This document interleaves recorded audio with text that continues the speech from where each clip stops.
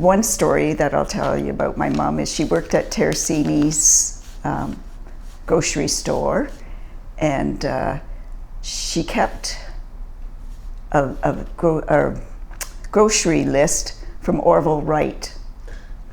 He wrote out his list to have it delivered up to Kitty Hawk Island, or yes. So I thought that was pretty Lambert neat. Island. Lambert Island, but Kitty Hawk was his His boat. his Absolutely. boat. Yeah. Yep. So I thought that was pretty neat. We donated it to the museum, but I have a copy. And my mommy, worked very hard. She always whistled when she walked, which embarrassed us kids. And she started as custodian at the Penetang Library and ended up being the librarian. My dad, Elric Dupuis, he didn't have a lot of education because when he was, I don't know what grade it was, but he had to go out and cut wood for the winter. He had to work. And he worked at the leather plant down on Fox Street. I remember that. Well, I don't remember that. I remember him telling them he was deemed an essential worker, so couldn't go away in the army, and he always told us that was very embarrassing to be a man in town and why aren't you at war. But he worked himself up to work for the hydro, putting in the hydro lines up shore, and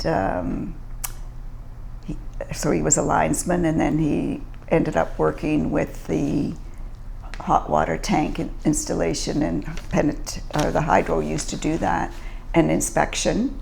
And in those days, because his reading was limited, they used to let him take the tests orally, which I don't think would ever happen now. So then I grew up, I went to L'École Saint-Croix, which is across the road from where St. Joseph's is in Penetang. It was a French school. We were taught by nuns, and it was just all girls. And then I left L'École Saint-Croix and went to MPDHS, Midland Penetang District High School. So you got bussed all the way over to Midland. Well, there wasn't a high school in Penetang Well, yet. it burned down. The way. Yeah. Correct. The high school burned down, which brings to mind when we were kids, we used to go up and play in the high school bush. That's what we called it, and the foundation was still there, and it was great fort country for us. It was just up the street. We also used to play in the Brickyard Pond, which was behind the sawmill. What was another favorite place? Well, we'd walk up to Red Dock, and I think I told Rosie this, that we used to swim where there was the dock and the 3 tiers, so you could jump off. And Mom would always say, "Don't swim to Magazine Island." No, we won't. And you did. But we did walk around the island and come back. But halfway through, and we knew exactly where the spot was, the ship that's on display at the naval establishments now was underwater, and we used to stand on it, pull pegs or spikes out of it, and here it is. Such a valuable piece of history. I guess it's Service Canada. I can't remember what the department was that ran these programs. Was an income tax clinic for low-income earners. I worked with Mary Gibson, hired me for that. And there was 4 of us that we completed income tax returns for low-income earners. I think it was under 16,000 or something for seniors, and we worked out of the YMCA, on Hugo Avenue.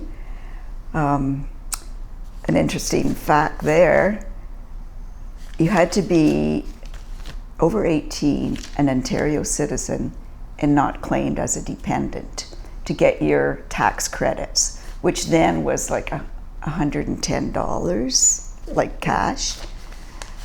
Well, the people at not Waypoint, but what was it called before up the hill? You mean the mental health center? No. Oak Ridge? Oak Ridge, Right. Thank you. Where the residents of Oak Ridge were over 18, Ontario citizens. So you filed their income tax. I went over there and filed tax returns. Well, that would have been What interesting. a good, interesting experience, yeah. But that's not your only job. Your latest job. Oh, yes. In 2022, when the municipal elections was, that's when you get elected as a trustee, as well as you vote for your town council. It's amazing how many people don't even realize they vote for the school board, yeah, a trustee. And I thought, well, I think I'd like to run for council, only because I was, I termed myself as the armchair quarterback for George, who served as mayor for 4 terms and council for 2 terms, many years. And so I did a lot of listening of what was going on, and I thought, I think I'd like to try that. I'm not regretting it, and I always like a challenge. I have this bad habit, if you give me a report, I read it. So it's time consuming. Yeah. And I'm always learning, and that's what I do enjoy, is the learning part. I don't mind speaking to people. They call and you do what you can, and you don't get a magic wand with this job. It would be neat if you did, but It has to go through the process. that has to go through the process. Yes. Sometimes you can shed light on which direction that you feel it should go, and sometimes, you know, there's rules and regulations. Are you surprised by the volume of material that you have to read to prepare for meetings? Oh my gosh. But no, it's very rewarding, close, beautiful community. When we were speaking, I remember one of my pre-high school graduate jobs, and you probably heard of the Penetang 88. Oh, sure. Yeah, that was one of my first jobs working. Jack Frame. Oh, before Jack Frame. Before Jack. Pete Lepage Pete ran. Lepage, okay. Yeah. So I was in the galley, and I wasn't fortunate enough to be in the counter. So every day you'd go out to Picnic Island and Wayland to deliver the mail and lumber or whatever, and show the tourists that. And I was making the sandwiches and the coffee below, and there was a little dumb waiter that would pull it up. Send it back up. Yeah.